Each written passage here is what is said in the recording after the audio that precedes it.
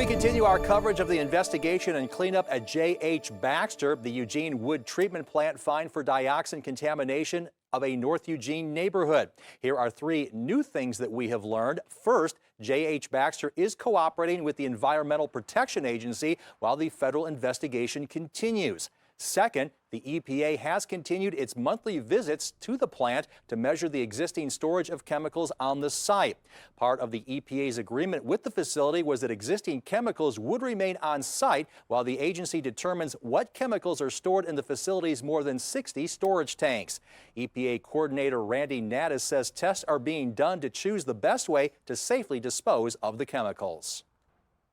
The focus of that investigation was to identify what exactly is in those tanks in order to properly plan for removing that material safely and disposing it. We're beginning to receive the results from that sampling event, again, which took place about a month ago. Everything's been status quo. Everything stays the same as we expect.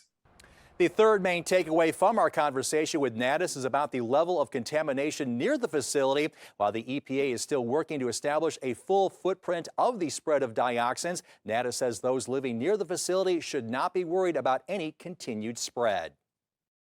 There's no more activity at the facility that they should be concerned about. In terms of soil and residential properties, DEQ and EPA have already worked and have notified any residents that should have concerns. So if you haven't been coordinated with or communicated with at this point, there's no reason for concern.